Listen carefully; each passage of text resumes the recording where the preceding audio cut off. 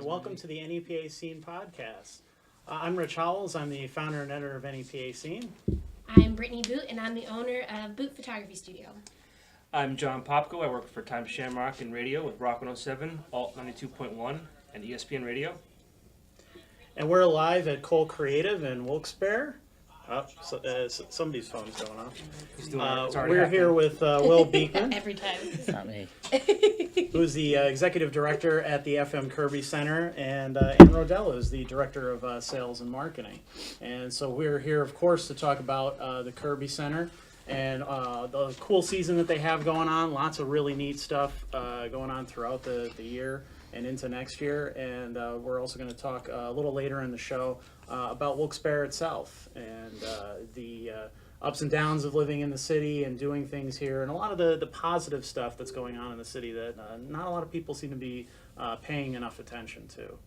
So let's get started with what made you want to work at the Kirby Center in the first place?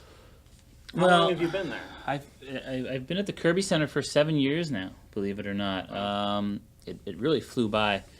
Prior to coming to the Kirby, I worked for the Bryce Jordan Center, the arena on campus at Penn State, and that was really my first time working in the live, I shouldn't say in the live event industry, but in the concert industry, which is really where my heart is and where I wanted to be. So I enjoyed my time out there, but this is also home for me. My wife and I were looking to start a family, and we wanted to do it closer to our family. So I started looking for something in the industry that was back this way, and there was an opening at the Kirby Center, and I was lucky enough to get the position, and the rest, as they say, is history, I guess. How about you, Ann? I've been working at the Kirby Center for 17 years Oh this my year. God. Wow. Yeah, I started part-time when I was in college at King's College, and I was a theater and English major, so it was sort of a natural fit for me, and I just was very lucky that throughout the years different positions have opened up, and I've slid into them, and I've been very fortunate in my time and being able to work in an industry that I've loved pretty much since I was in college. What were some of the first shows that you worked on at the Kirby Center? My first show was Willie Nelson.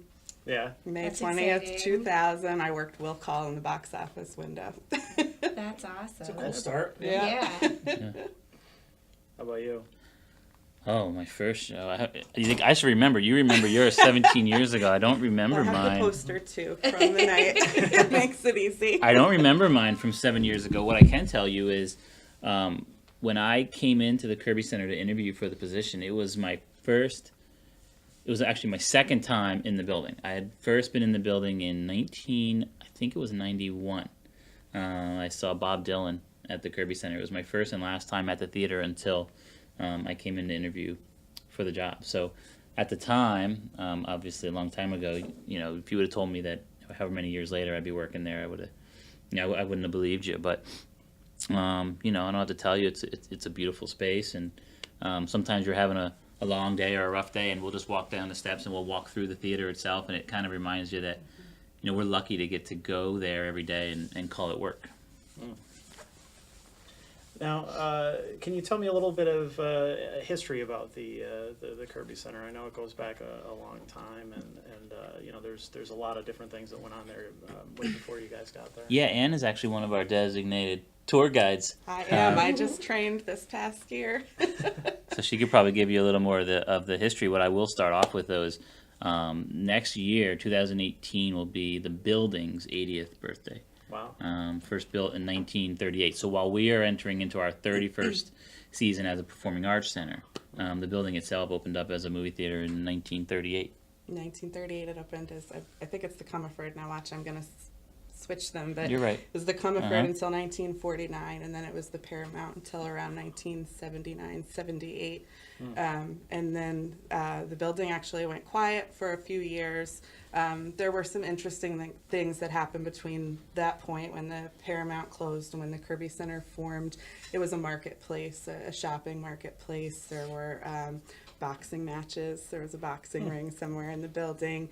But in 1979 was when the building was almost demolished, and a committee formed, Stop, Save the Old Paramount.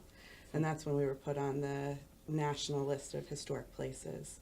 And then in 1985, Mr. Boskov formed the group that raised the money to make the Kirby Center happen. But it was originally going to be named the Paramount Civic Center. I can't imagine it not being there. Oh, I know. Like Yeah. if that had happened and Right. they took it down. And I it just came can't close. imagine. The Yeah. fact they came really close. That's how quick those things could happen. Yeah, yeah, and we credit obviously Al Boskov, but Gus Giannetti is another one. One of the first people that Al went to when he was trying to get this group together was Gus Giannetti, and Gus tells a great story about Al coming to his office, and Gus is a pretty tall guy, and he said he heard a knock on the door, and he went out and he looked, and he didn't see anyone at first until he looked down, and there was Al Boskov on his hands and knees saying, please, can you help me? We need to try to save this building. Wow. And one of the first things he did was get it on the National Historic Landmark Registry, which kept it from being To protect demolished it. until they could try to raise the money. And when they were done with the fundraising, or at least they thought they were done with the fundraising, they were a little bit short, and we received a generous gift from the Kirby family, from the FM Kirby Foundation, to kind of put them over the hump, and that's when the name was given to the Kirby family. So from there, how do you feel that you guys have maybe added to the history of the Kirby Center? What do you feel like you guys have accomplished in the years that you've been there? Sure. I think this was right before you came on. The one other point of interest for the building itself is in 2006, we did a complete renovation of the lobbies, and we reupholstered and recushioned the seats in the main theater. And that was a real addition to the building, especially just in honor of the history. We hired a company from New York who specialized in restoring historic theaters. So the carpeting that's in there now is a reproduction, to the best of their ability, to the carpeting from 1938. They hand glazed all of the sconce work and hand painted the ceiling to try and bring it back to that original glory. So that 2006 was a really fun period to work there and be involved in just a complete renovation, and to walk through the theater with absolutely no seats because they had all been removed. Yeah, I and can't imagine what it looks all like. the carpeting gone, and it was fun. It was a fun time to be there and to watch everything happen, and I think that was a great stride in preserving the building and really honoring the history. And what I find fun about it is we, on a daily basis, we pay tribute to that history, but we're also at the same time so focused on the future of the Kirby Center. And in the last few years alone, we've gone from averaging about 60 to 70 performances a year to averaging about 130 performances a year, pretty much doubling our output, if you will, in terms of performances, which is pretty impressive when you consider we're doing it really with the same number of people on our staff. So we have a lot of busy days and a lot of long nights, and everyone is some of us sleep at the theater. When you have a show that's coming, that's loading out at 2 a.m. and another one about to load in at 8 a.m. Right. You don't have much of a choice. So there's a lot that goes into that, but we're really excited right now about the momentum that we have. We're doing, I think, not just more than ever, but I think we're doing better shows than ever as well. Yeah. Oh, go ahead. I think we're also using the building a bit better. We still have all of our main stage shows that everyone knows and appreciates, just more of them. We also have 2 different setups where we do shows in the lobby. Our weddings have increased. Our corporate meetings have increased. We do party spaces before shows. So we're really, instead of focusing on just putting shows on that main stage in the main theater, we're just using every crevice we can. It's really clear that you guys are utilizing the building Fun. very much. Yeah, Yeah. it's awesome. And I feel like within the past few years when you took over as the executive director, that kind of is when it really catapulted Yes. into Absolutely. where it is now. Obviously, you're probably too humble to it's- admit that, you're but you completely and your right. team. I've been working in this scene for a long time, and to see where it was when I started in 2005 in this kind of area to where it is now, it's leaps and bounds above Thank you. what it yeah. was. I appreciate you saying it. Yeah, it's definitely, and I know it sounds like the cliche answer, but it's definitely a group effort. But at the same time, there was a very strategic approach to, bringing in more shows, and we had a plan, and we're just kind of implementing that, and it seems to be working out. And our thought is, have fewer dark nights, bring in more performances. Don't just book anything, because that's a great way to lose a lot of money. But let's stay busy, and let's get people coming in the door. The more people we have coming through the door, the more beer we're selling, and the more popcorn we're selling, and that approach is paying off. And I think just prior to implementing that plan, we also spent a lot of time working on our programming model, where we went back and we looked at a lot of shows that we did in the past, and we said, and I always say this, you learn as much from the shows that don't do well as you do from the ones that do well, because you learn what to do and you learn what not to do. And we spent a lot of time researching, the shows in the past, and the ones that didn't work, why didn't they work? Is it because it was on a Tuesday and we couldn't get it on a Friday, or is it because that genre just doesn't work in this market? So I think, at the end of the day, we're gambling, and we're kind of making a guess when we book these shows, but we try to make the most educated guess we can.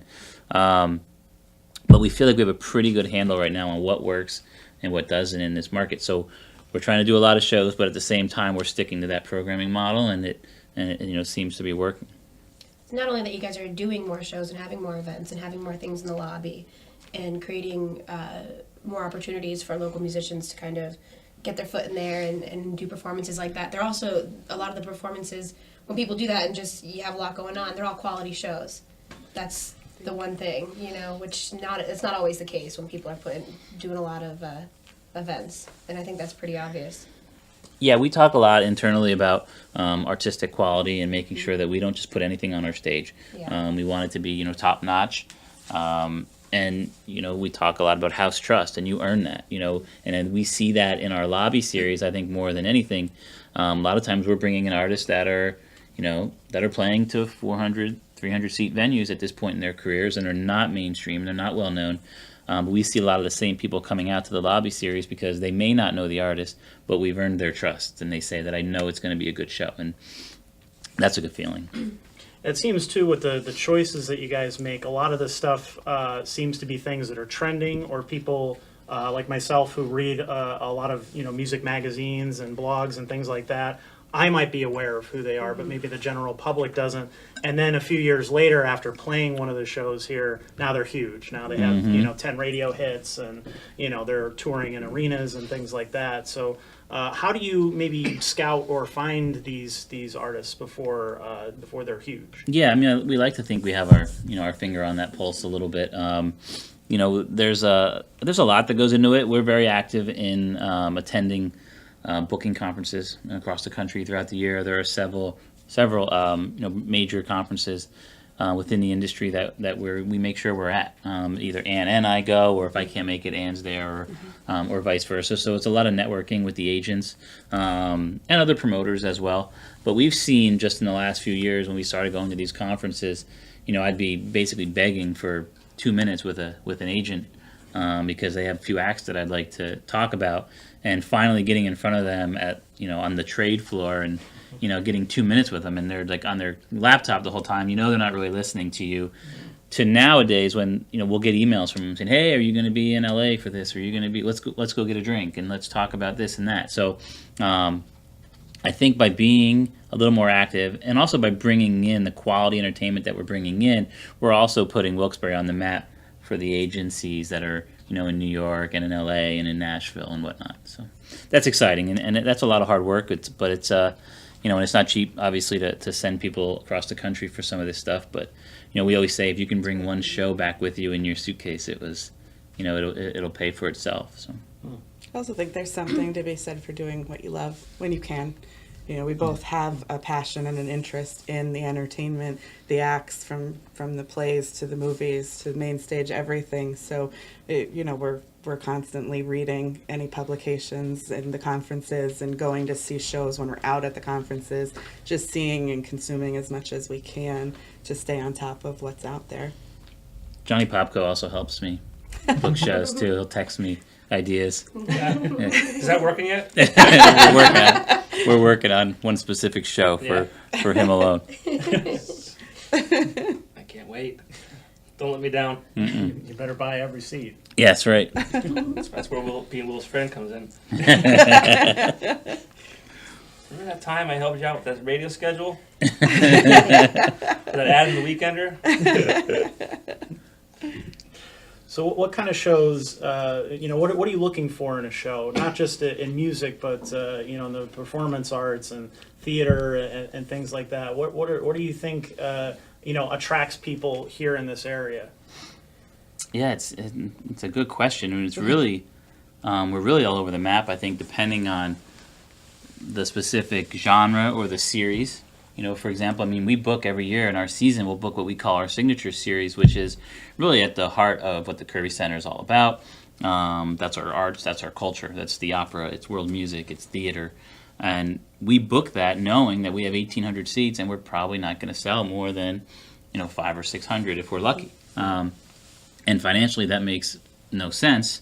But we don't look at it as us losing money. We talk about investing in our mission, and that's what we're all about. So, we'll bring shows in that we know aren't going to necessarily, recoup the cost on ticket sales, but that's what we do. So, this year, in fact, our signature series is 5 total performances, and we are actually charging only $10 per ticket for the entire series because part of what we do is bringing the arts into the community, but this is kind of a way to bring the community to the arts too and make it as affordable as possible to get as many people as possible to see the opera, or to see, we have the Duke Ellington Orchestra or the Howard Gospel Choir. We want to get as many people in there as we can to see it. So for something like that, we're looking for always artistic quality, but we're looking for the culture and we're looking for the arts in that performance. Basically everything else, it's whatever sells tickets, Yeah, I think it depends on the objective. So like the signature and everything is going to have artistic quality next. And then the order of what we look at, if it's a big headliner, we want to know that we think Wilkes-Barre is going to support this and they're going to come out as the ticket price right. Does it fit what we think this area can afford? And then a family series, we're going to make sure that it's really well-rounded. Are we offering enough for the different age groups? Are we bringing in a diverse amount at good times of year, not all on top of each other? So I think it would always just be artistic quality, and then everything else you talked about kind of just fluctuates depending on what our reason or what series we're bringing it in for. And we're conscious of the ticket price. We're doing bigger names these days, and those bigger names carry bigger price tags, and therefore you have to charge more for the tickets. But we're always, we're careful. How much is too much? We really pushed the envelope. We felt, and I lost a lot of sleep until we finally went on sale when we booked Ringo, about a year and a half ago, maybe now. That was far and away the most we've ever paid anyone to come and be on our stage, and that was just to get them there, And then on top of that, you have sound and lights and advertising and et cetera, et cetera. So, the top ticket price was $165, and we had to have probably 500 or more of those. And that was scary, It's Right. It's really hard to say no, we don't want to put a Beatle on our stage when you have that opportunity. But, how much is too much? And, it's sold out in a hurry, so we kind of breathed a sigh of relief. But we try to make it as affordable as possible. And I think if you look in our season brochure that we just released, 55 performances, the prices range from $10 to, probably $100, or actually from free to $100. Free? That's true. We do have a free performance, a kid's performance of a show called The Greatest Pirate Story Never Told, which we're going to host during the 2018 Fine Arts Fiesta as well. Nice. And there's really not a bad seat in the house, so if you bought that low ticket, Yeah. I mean... It sounds cliche, but it's really true, and I've, because so many people say that, but I'll go up there during, performances, and I like to just sit in different parts of the theater and see what it's like, and I've sat in that very last row in that balcony, and it's, you're still really close, the way it's pitched, you feel like you're almost on top of the stage, and it really is true. I don't think there's a bad seat. We actually have, No, go ahead. we actually have a customer who prefers, depending on the show, the back balcony, last row on the right corner, because he likes to watch the stage and the audience and how they react to it and just see. And he's right, like I went up and looked at it because you can see the the sides where we have the lumaline lights and the gold accents, and you see like all the grandeur of the Kirby and the show and the people, and Right. it was quite powerful when I went up and saw his vantage point. Yeah, there's some photos that you've taken or you've had photographers take From up there. from yeah. up there, or in the bottom Powerful. corner looking up, and it's incredible. It really Yeah. is. Yeah. I think one of my favorite ones is the Nutcracker ball we had with Yeah. Third Eye Blind. Oh my Yeah. gosh, I love that show. Yeah, and the pictures from that were phenomenal. Yeah, they Yep. were They're awesome. really cool. Yeah, we use that one a lot. Yeah, That it was was my a great birthday. photo. Yeah. I could actually picture myself, or not picture myself, I was That's actually there, but Yeah, I I had so much could fun. see myself in the crowd, which was neat too. Oh, that's cool. Yeah. Yeah. You gotta tag yourself in it. Yeah, I probably did. You probably did. I remember running into you that night. Mm-hmm. I forgot. I randomly got tickets somehow. Like Yeah. I was like at Franklin's, and I wasn't. Oh, the guy from the opening band gave me a ticket or put me on the guest list. Yeah, and I was not planning on going because I was under the impression it was sold out. So I was like, oh, I'll just go get a drink. It's my birthday. I'm like by myself. You know, it was like a You Wednesday. do. It was like a Wednesday night, wasn't it? It Or, was a weeknight. It was a weeknight, yeah. Yeah. Yep. And then talking to this kid, and he's like, oh yeah, I'm opening, and I was like, oh, that's cool. Yeah. It's And funny I was that so excited. I'll always remember about that night, and I can't believe I'm admitting this, but I talk about trying to have my finger on the pulse. I'm familiar with Third Eye Blind and their music. I'm not overly familiar with who's in the band, what they look like, etc. So I'm sitting in my office, which for those who don't know, our admin offices are above the box office. So you really don't have access to it unless you get lost in the building, like really lost in the building. And I walked out of my office, and there was a guy I'd never seen before just standing there, and I said, can I help you? Because the door downstairs is locked. I had no idea how I even got in there at I'm the on time. the phone at this point in time. Yeah. And he's like, yeah, I'm sorry, I'm looking for catering. And I was like, oh, okay. I'm like, I'll show you. And as I'm walking with him, I was like, so you with one of the bands? He's like, yeah. I'm like, all right. And I'm like, are you with Grisfolk? I think was one of the Yeah. opening acts. He's like, no. And I was like, oh, all right. And I forget. And I think I needed one of the other bands and whatever. And I went. So I was like, and he was, giving me one-word answers. So I finally got down to catering, and I was like, all right, here you are, and I kind of saw him off, and then bumped into another employee, and he's like, you just met the lead singer of Third Eye Blind. I was like, oh, I had no idea it was him. You with one of the bands? So before Yeah, Will you- came out, he got up. He was like, hello. Yeah. Hello. And I'm on the phone. I'm like, hello. I'll be right with you. That's great. Yeah, he really did get lost. He was a little Did you lost meet that him? night. Did you meet him outside of that? That was it. He probably didn't want to meet me after that, but I didn't. Well, I've always heard he's like a very, I don't know how to say it, He was a little out kind there. of a dick sometimes. Oh, difficult to deal with? Yeah, Yeah. that's what I've heard. Yeah. I don't know. It'd be hard to Well, he wasn't very nice to me, but at the same time, he probably was Yeah, upset with this- the fact that I didn't recognize who he Right. was, you Yeah, know? I get that. Yeah. Yeah, I got my photo taken with him, and it was like a picture pose and get out. Yeah. Well, we get a lot of those Yeah. too. Which is fine. I Yeah. get it, but Yeah. so. I'm sure you probably have a million stories about meeting people behind the stage and things Yeah. like that. Is there anyone that sticks out to you in particular that you enjoy telling? Or Yeah. The one that always jumps to mind is we had Tony Bennett a few years ago during our 25th anniversary season. He's the only artist to this date, before and since, who after the show, the tour manager said to me, hey, who else is in the building still who works for the theater? And I said, I don't know. I can go around and see. But why? At first I thought maybe there was something wrong. And he said, oh, no, Mr. Bennett would like to say thank you personally to everyone who worked so hard on the show. Can you bring them down? Which is, kind of the opposite of what you normally have, where you're saying, hey, do you think we could possibly get a quick photo or something signed, et cetera. Here was someone who was seeking us out, saying we want to, and I want to meet you. And we people that were there anyway, we got him down there and he introduced himself to everybody. He wanted to know what do you do for the theater, and then he took a photo with everyone, which always kind of stuck with me because not only is this something you don't see very often, but to see it from someone who's accomplished what he's accomplished, and done what he's done. Could be part of it. Yeah. Well, exactly. Maybe that's part of what he's, why he's accomplished what he's accomplished.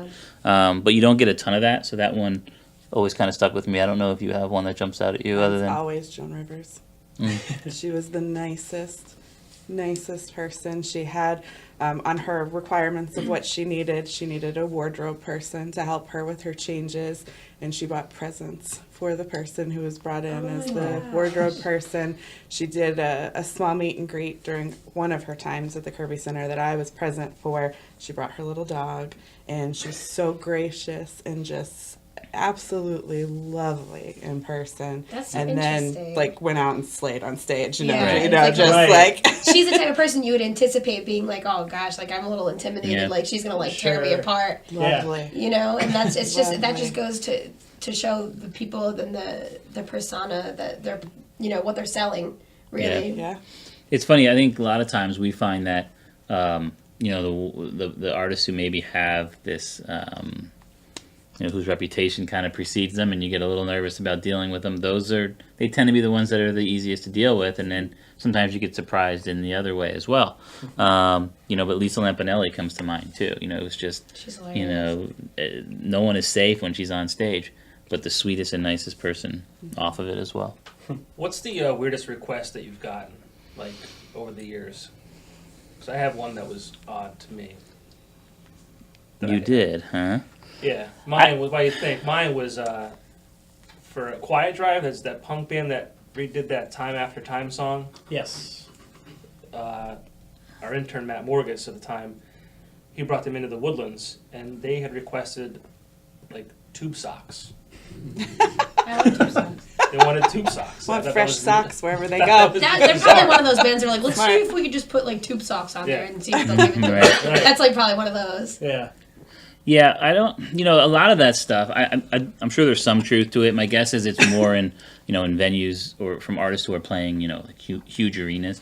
But a lot of that stuff's a myth too. You know, the one don't have color that. M&M and all that other Right. stuff. I mean, you get you know some artists who are very particular. We've been lucky in that we haven't had anyone that was too difficult. The one I always remember though is we had Mike Tyson doing his one man you know Yeah, I remember Broadway that. type show, which is just crazy to think about. And I remember his rider was very non-specific about what he wanted or what he needed in his dressing room, if he had needed anything to eat or snacks or whatever. So we asked the tour manager about you know a couple days before they were arriving and said, what can we have, or what do you need, or what do you want? And he said, do you have a TV in Mike's dressing room? And I said, yeah, we do. It's on the wall, you know, flat screen. It has, you know, cable access, etc. He's like, yeah, he doesn't need that. He needs something to plug his PlayStation into. So he, you know, here's Mike Tyson. He travels with his PlayStation, and I guess that maybe that's just kind of how he gets into, you know, gets into form, if you will, one-man show before going on stage. He plays a little bit of Player one. yeah, exactly. Which is funny because you know it was only a few years ago that he played his own game. You know, That's right. Mike Tyson's Punch Out. Right. You know, What was he that in? put that was on the original NES. Yeah. He never played it until like a couple years ago. They had him on like Conan or one of those shows, and they said, "All right, play it," and he couldn't play it. Where the he got the crap kicked out of him. That Really. show, I don't know if you had a chance to see it, but it was on HBO too. But it surprisingly good. You know, if you understand going into it that you're seeing Mike Tyson do a one man show on stage, and you're not expecting Al Pacino or something, Right. you're actually really impressed with with the show that he puts on, and you know he's telling the story of his life, which is just a crazy story to Yeah. begin with. You know, but it's actually really well done, and I'm glad that we had it. And talk about pushing the envelope on ticket sales. I remember that was one where we had 150 tickets, the closest seats, right? 50 or 100. It was 150 seats at $300 a piece, and it included a photo with Mike after the show. And you also had the option, if we wanted to do a $500 ticket price that included a photo and an autographed boxing glove. And I didn't have the guts to go with the $500, but we did do the $150 $300 tickets. And I remember saying to the agent that I'm not sure how this is going to go over. It's a lot of money anywhere, you know. And he said to me, everyone wants a picture with the champ.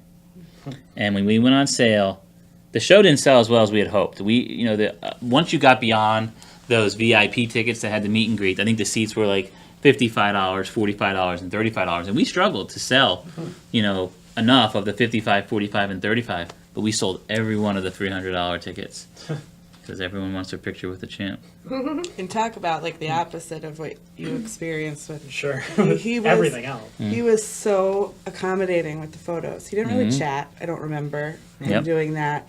But they would take like either a funny one or he would kind of feel out how the person was, and they were great shots. Like So many he was people just wanted him so- to pretend like he was biting on Yeah. their ear, and he would do it. You know? It was fine. It was. Really, I would not have the nerve to ask I know. Mike Tyson to Right. pretend to bite on my Yeah. ear for a photo.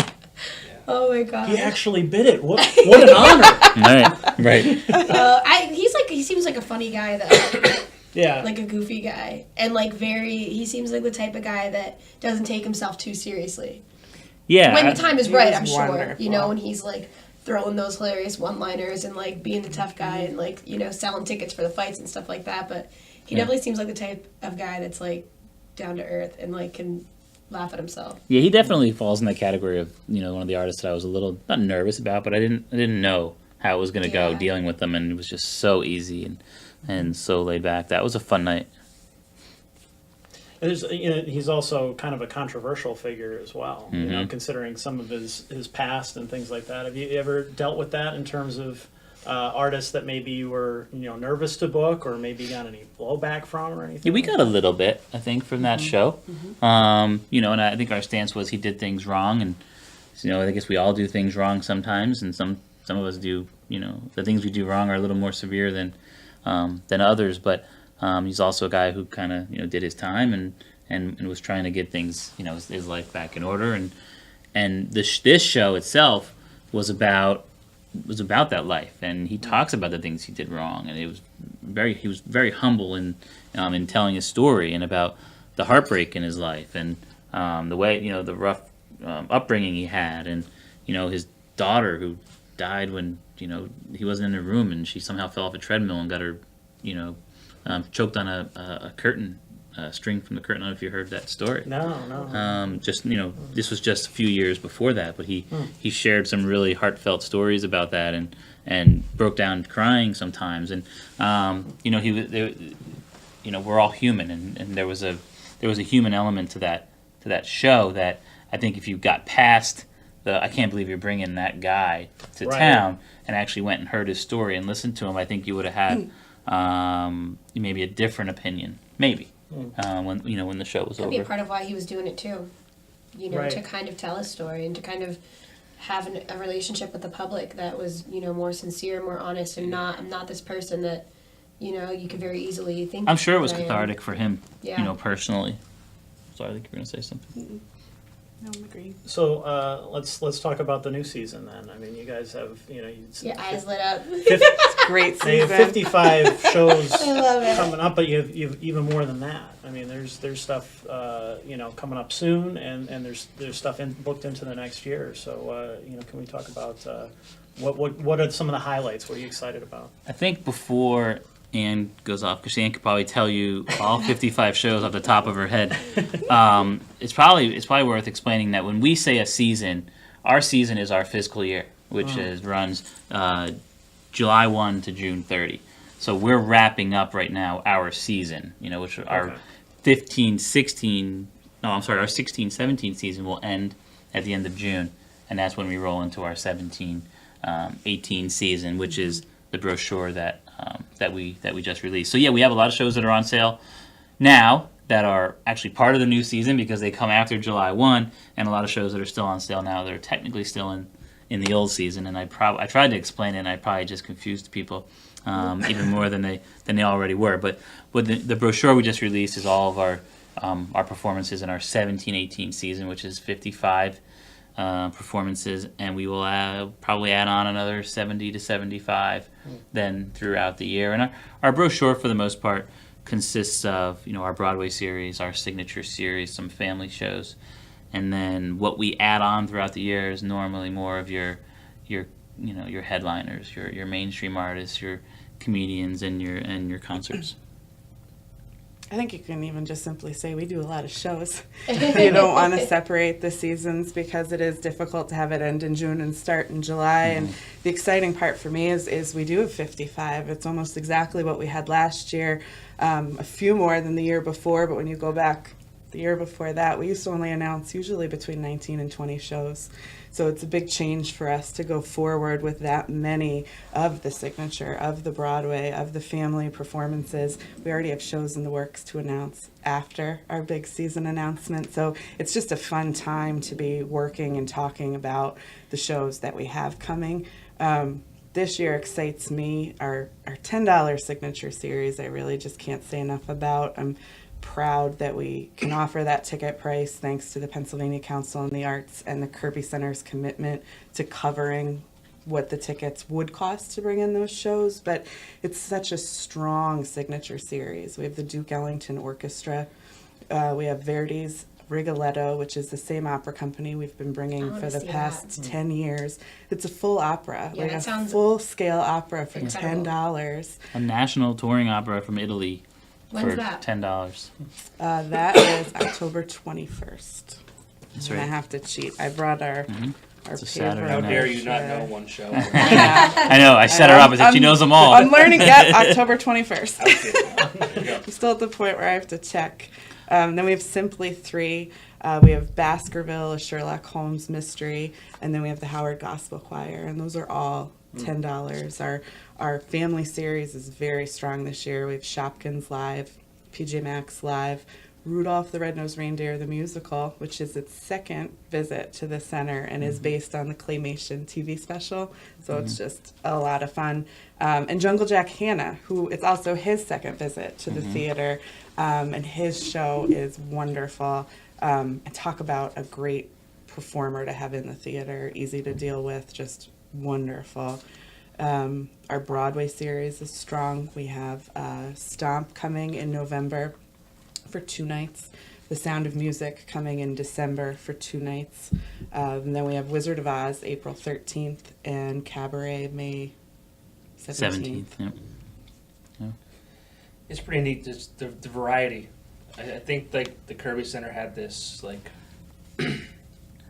people just thought it was just for theater and like the Or the Philharmonic, plays, or yeah, like, Right. and it's so much more than that now, especially over the past few years. You know, Well, even our headliners this year, and some of our headliners that are in the brochure we have announced, and they went on sale individually. But you know, we have Johnny Mathis, the voice of romance, and we have Roy Firestone. We have Celtic Women. We have the Drifters. You know, it's very diverse who we have at this point. yeah. We've added some more shows also into our lobby series. The one I'm most excited about is Gene Ween. I saw that. Yeah, that's awesome. Doing Billy Joel. That's going to be really cool. Which, if you haven't seen it, I know it sounds crazy, especially if you're familiar with his work with Ween, but he seriously has this love for Billy Joel and his music, and he does an amazing job.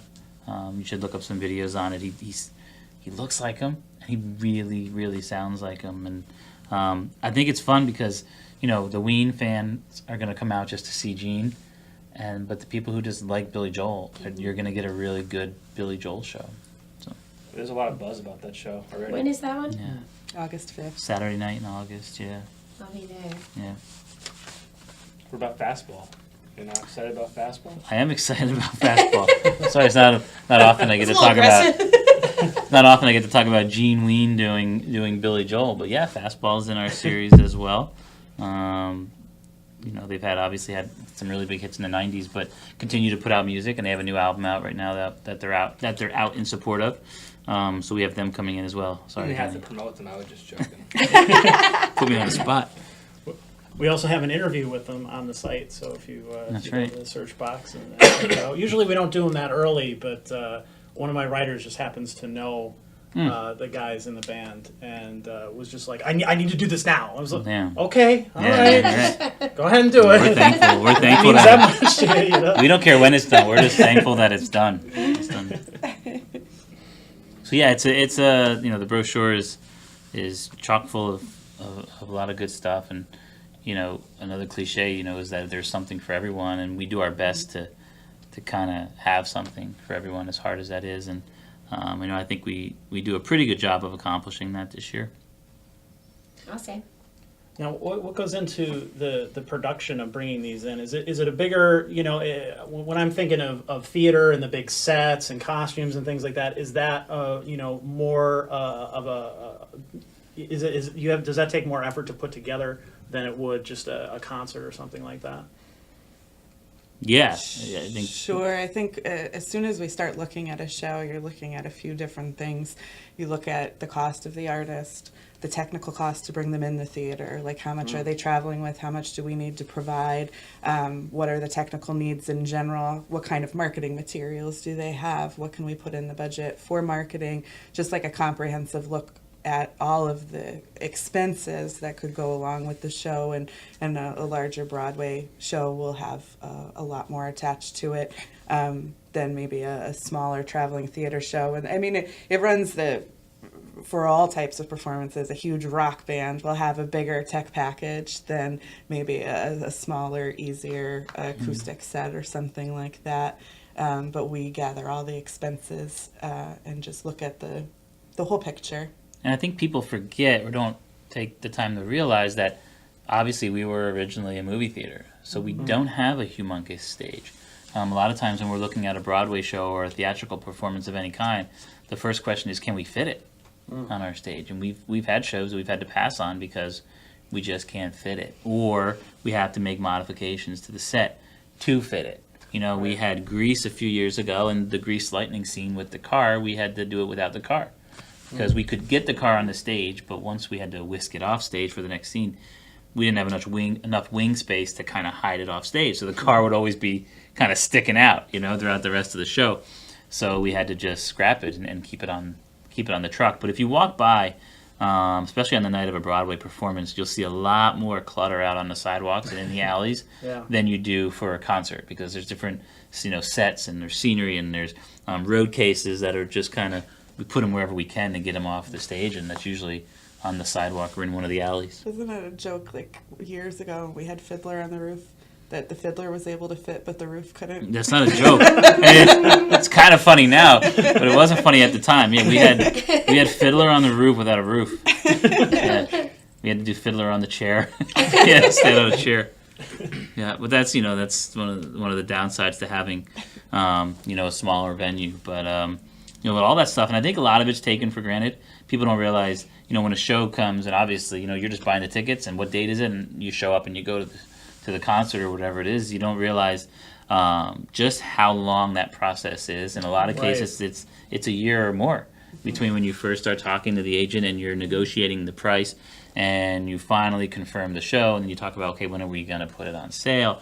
And then you have the sale period, and then the show day itself for some of the people starts at 6 a.m., 7 a.m., loading it in, setting it up, and it doesn't end until 2 a.m. or later. So it's a long process. There's a lot that goes into it, and that's why a lot of times people say, you're so lucky to get to see all these shows, and I kind of laugh because we normally don't see a lot of the show. We're working, or we're running here, we're running there, we're backstage paying the artists, or whatever we're doing. But I try to always be in the theater for the start of every performance, because for me, after putting all that work into it, not me myself, but all of us putting that work into it and going that long road from booking it to showtime, when the lights go out and the artists or whatever walks on stage, to me that's the coolest moment, and that's the moment that makes all the hard work, it's worth it at that moment.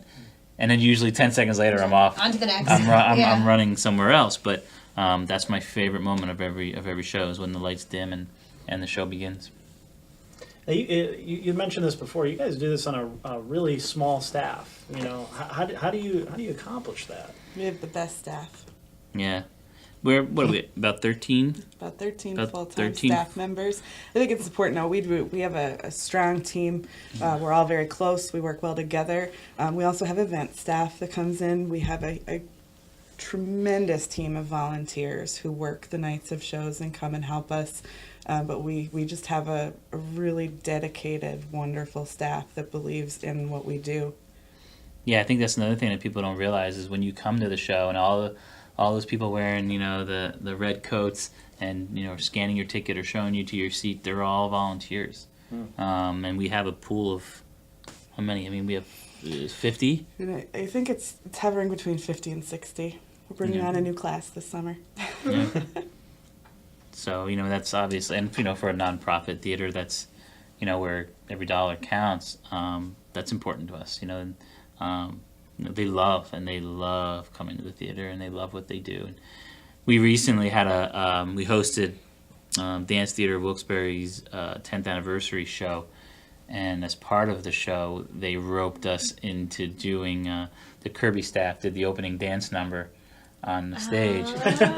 And we included, of course, all of our volunteers and made it available to them, and you wouldn't believe, all of us in the office were a little hesitant about, going on stage, and the volunteers absolutely loved it, and it meant the world to them to get to actually just go on the stage. They made the experience. Yeah. They made it so much more special to be on stage dancing with them. They're really good people. We actually had a dinner just last night. Mm-hmm. We do an annual volunteer dinner for them to thank them, and that was just last night. Well, before we get into the last segment, I just want to mention as well that we do have a significant amount of people who've been watching on and off.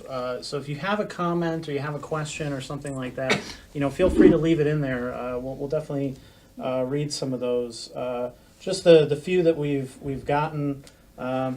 There's one that maybe I don't understand. James Duffy says tomato. I go to that's for me. Tomato. I go to Bonnaroo every year, and if we lose each other, instead of yelling Ann or Rich to a sea of Ann or Riches, we yell tomato. And if you hear tomato yelled back, you have a friend in the audience. That would a friend. That would help you anywhere except maybe the tomato festival. Right, exactly. Right, That's probably the you'd one run place into you couldn't trouble. do that. And Jessica Suda says that you're a total fox. Aaron Delaney says the opera sounds awesome. That's a reminder to order tickets. So. Yeah. Thank you. Yeah. So we'll move into the last word, which let's see. Let me pull it up. It was just an interesting Well, I think I have news story. have a nice segue into that. By all means. I feel like, how has the downtown of Wilkes-Barre kind of embraced the Kirby Center and what you guys have done? Because with the shows you guys bring in, with the restaurants downtown and the shopping downtown, obviously that increases with the shows you guys bring. Dinner or whatever it might be. I tell people all the time, obviously, we love when we pack our own theater and we see, every seat is taken, but it's just as rewarding for us to see before that show and after that show, the sea of people going into Franklin's or Rodano's or, Boscov's or whatever, people on the street taking advantage of the downtown. It's special for us. We enjoy the fact that this town has so much to offer, but we love the fact that we can, on any given Saturday night or Monday night, bring a bunch of people downtown who might not otherwise be coming downtown. Bring it to life. I also think, going back to how we make everything work on a small staff, I think we've been really lucky the past 3 or so years, especially in creating relationships with the downtown businesses, with the local media, with the businesses who are just open when we have shows, so our audience have places to go, with businesses that financially support us and make that, reasonable ticket possible for us to bring the audiences in, and we're supported by everyone in our community that has been working together with us. I think we feel like we're partners with so many different groups and organizations lately. And just in my 7 years at the Kirby Center, Ann could obviously probably paint an even better picture of this, but just the change in downtown over those 7 years, from the number of restaurants that are now available. Yeah. And it's fun because we hear it all the time. Sometimes some of the negative comments you'll hear are from people who might live here but don't really come downtown.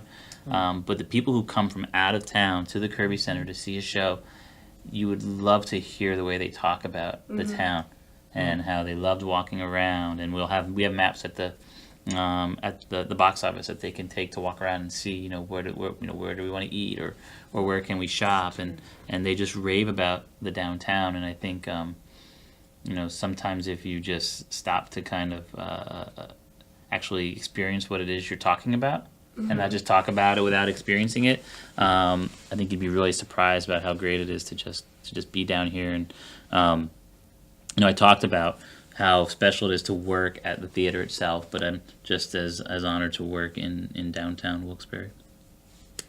Agree. That's my dream. Isn't that crazy? I want to be downtown. We've talked about this. That's your where studio I want to be. downtown. Yeah, it's just there's so much heart. I feel like downtown, and there's so much. It's I think it's lively. I'm not one of those people that have that mentality. There's people that will drive around the square and they'll see what they want to see, and there's people that drive around the square and they'll see negative and positive. Yeah. But I think downtown Wilkes-Barre is so cool and beautiful and awesome. I want you to be downtown. I want to be downtown. I'm a downtown kind of girl. Just coming in tonight, a few minutes before we started recording, there was a guy with a boombox saw him. He's outside, and he was dancing. Yeah, he was doing must the have robot and all missed kind of stuff. He was good too. Yeah. Yeah. We'll see that and be like, oh, that's cool. That guy's killing it. Right. Someone else would be like, look at this meth guy. He's like, you know what I mean? It's just, it depends on It's all on how you want to look at something. it's on how you want to look at your mentality. And it's also interesting to me that most people that, many opinions of people that aren't from here, they have a different perspective. So they're able to see our city for really, what it is. There's good and bad in every city, but I feel like the people that that are focused on the negative aspects of it are people that are from here, and they're also people that aren't involved in any kind of thing other than, their keyboard. Sure.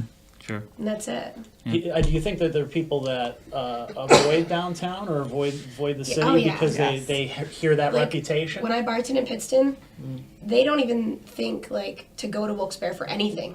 They'll think to go maybe to Walmart or the mall. See, I'm the type of person, and I'm sure many of you guys are, when I think, I want to go shopping, I want to go get a beer, I think I'm going downtown. Most people think I'm going up to, Red Robin, or, some people just think that way. And it's going to take a lot, I think, to kind of rectify that way of thinking. When people think I'm going to go out to dinner at, I'm going up to the industrial area, or, people don't think that way. And I think it's going to take a long time to kind of reverse that. Yeah. I agree. But I think it's happening. I think there's a lot of factors that play into it. I think the media is part of that. They're just as much, talking about the good things and stuff too. But it seems the big headlines and the front pages and stuff like that are always the negative things that are going on, and that's the stuff that I think I people do see focus so on much so positive, so many positive stories too, though. I really do, and I really think that people are making an effort to report them. Yeah. Right. I've definitely noticed that. Yeah, no, I agree with you. And it's funny because sometimes it's on the media side it's totally unintentional, but you'll hear about something negative that happened nowhere near downtown. But let's go to so and so who's reporting live outside of the police station, and in the background you see the Kirby Center's marquee scrolling, singing home. I'm like, that was nowhere near here, Because they're trying to get that nice background Right, without necessarily, and people are connecting It's a that story in visual. their mind. Yeah, absolutely. I agree. Exactly. Well, I mean, just today, the DJ Mo story came up again. He was, local DJ and a radio host, and an all-around good guy that a lot of people in the scene, finally remember. And he was, shot in a drive-by in 2013 in Wilkes-Barre. And so you see, as that comes back into the news because they just arrested a suspect in that case, you see those comments all over again. Not that I should never recommend reading the comments on any news story, especially locally. But that's another example of I think people focus so much on that kind of thing. The Uncle Murder story that we talked about last week, where it was completely blown out of proportion. And it was something that most people never would have heard about or cared about Right. until it made 20 different headlines and three different follow-ups and things like Right. that up into the night. And nothing happened. And And came yeah. and went with, yeah. Yeah, not only did nothing course happen, not. but I Nothing was saw going, no you know. coverage afterwards. Right. I saw no media I- actually went or anything like that. I didn't I see saw it. an article that reported that it was That- a citizen's that voice. nothing Nothing happened. But I think got it. that's where the problem is I think Brittany's right. Like the news, they're reporting on positive stories, but the keyboards, like the keyboard people, Right. aren't Sure. commenting on those, aren't sharing those, so they're not popping up. They're Yes. not. You're not seeing that frequency because you can go on, the original articles, and it's probably just like lists and lists and lists of comments and negativity and people going crazy, and then nothing happened. Well, they don't want to talk about that because there's nothing to say, or That's a not big fun to positive talk story on a festival that happened downtown. There's nothing to Right. tear apart, so they don't share it. You don't see that. It's not, because everything is so internet related now that if someone's not Right. giving it attention, you're not seeing it. The keyboard That's people our are. that's our hardest battle because 99% of what we post about is positive things happening in the area. Absolutely. And it's sometimes it's like pulling teeth to get people to share what I think are great stories or really interesting people that are doing really cool things. Yep. And then I see the other stuff scrolling by in people's feeds and I'm like, oh, why? Why are you contributing to the bile or, arguments that you're never going to win, with somebody you don't even know? Using a fake account or something like that, as opposed to just saying, "Hey, look at all these really cool things, really cool people going I'll on." never understand what drives that. Yeah, Like what, and I've thought about it. What drives that sure. negativity within someone? Especially to do it in publicly and to do it all the time. I swear, there's people that that's what they do, like in their free time. Yeah, like they that's just what- like. that's their hobby. or Yeah, whatever. it's like their thing. Well, they're not attaching their name to the comment. Sure. Their Yeah. name too, and it's so much easier when you're kind of It's hiding also behind your computer screen. it's easier it's easier to not hide behind societal norms and things that are socially acceptable. Somehow behind a computer. Right. When you're online, it just seems like it's okay whatever. to behave this way somehow. Right, exactly. Right. Like people Yeah. forget about being polite, and people Right. forget about etiquette, and You get people a free forget pass about because it's because you're writing it respect. online. Yes. Yeah. Well, because the internet has taken so much respect out of communication. I think with people. I somehow. saw a really good example one day. I forget who said it, but when you think of like a typical bully, and a bully says something to a kid's face, and then the kid's face drops and he starts to cry or whatever. Immediately, somewhere back there, the bully's like, "Oh man, why did I do that? That was mean. That was awful." You don't get that with the internet. No. You don't see that Right. reaction. You feel like there's nobody on the other side. Right, like you're right. attacking a screen.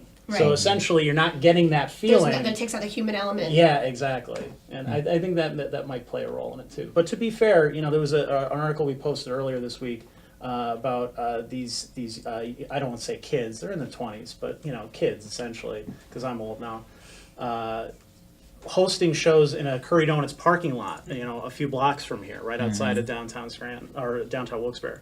And they do it every single year, and that got the shit shared out of it. People loved that story, and I think that's really cool.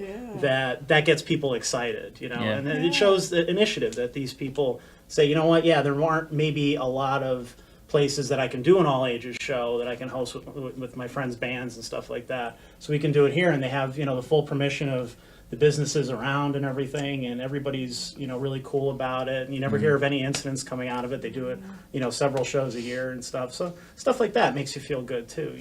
There is a lot of positivity. There's definitely a lot of good stuff going on if you if you kind of care to look for it and see it, and I'll just say too that I think a lot of the work that you're doing and NEPA Scene and everyone over there, and of course Gerard and everyone here at Cold Creative, you guys are just an example of that too, Thank of all you. the good stuff going on, and I think there's more reason than ever right now to come downtown, and we're the big venue downtown, but we're just a small part of it, and you guys are a part of it too, so that kind of gives you hope. You can forget all your troubles, forget all your cares. Sorry, I don't know where that came from. Things will be great. Should do like a Wilkes-Barre commercial. Not me personally, but like, That's pretty good. I just think Seinfeld. like Right, exactly. We should all pull top Downtown. hats out. You know. Yeah, People well, on Gerard the did something. Remember, Gerard, you did the There's Nothing to Do in NEPA. That was cool. Yeah. Yeah, I I was was, in yeah. that. I guess I'd be remiss if I didn't give a shout out to my dad, who just actually commented the score of the Mets game for me. I was gonna say, are you keeping? Are you, I'm actually really proud of the fact that he figured out how to get on too, because he asked me, hey, how can I watch that tonight? And he is on Facebook, so I explained to him how to, via text message how to do it, and like a half hour later, we still weren't sure that we knew how to do it, but Kate apparently goes, he I've got found the it. jingle, Will. For our commercial. Hi, Kate. All right. Well, that's about all. Is there anything else you guys wanted to tackle or talk about? I appreciate your growing the beard back. Trying. Yeah. I'm glad we channeled the backward hat. We did. Yeah. I didn't even A little realize. coordination there. I knew you'd be here.